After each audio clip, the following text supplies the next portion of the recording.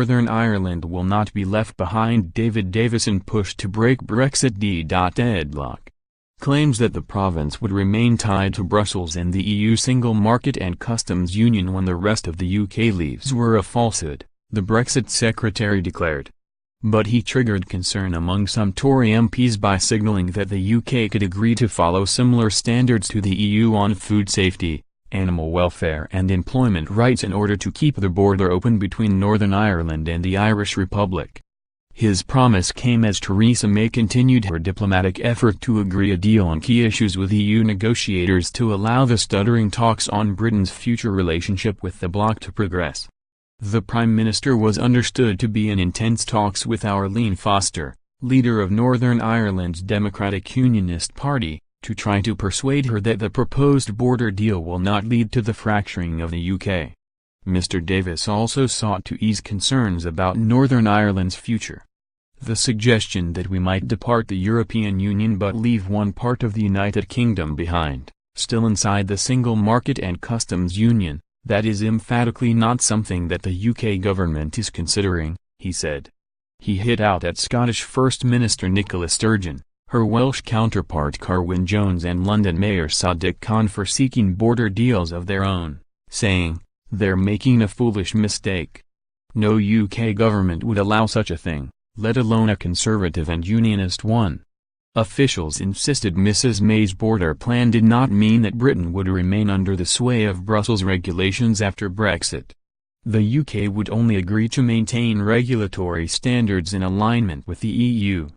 Mr. Davis said, "We want to maintain safety, food standards, animal welfare and employment rights, but we do not have to do that by exactly the same mechanism as everybody else.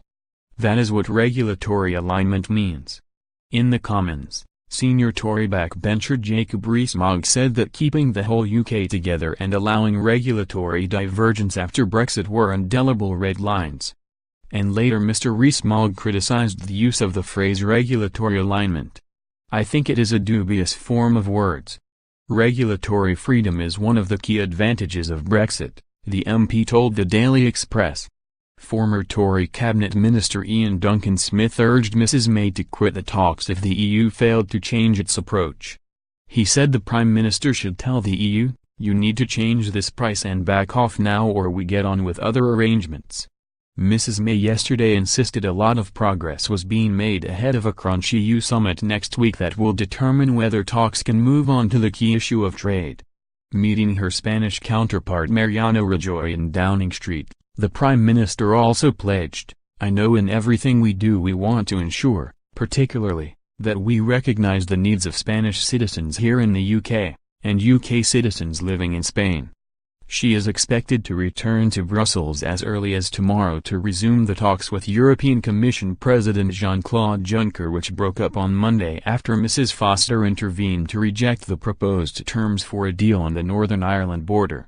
Last night Mrs. May telephoned Mrs. Foster and Sinn Féin leader Michelle O'Neill to gain their backing. But ahead of the call, DUP leader Mrs. Foster said she had not seen the text for an Irish border arrangement between the government and the EU until Monday, when Mrs. May was already close to concluding agreement on it with Mr. Juncker. Mrs. Foster said, "Obviously once we saw the text we knew it wasn't going to be acceptable.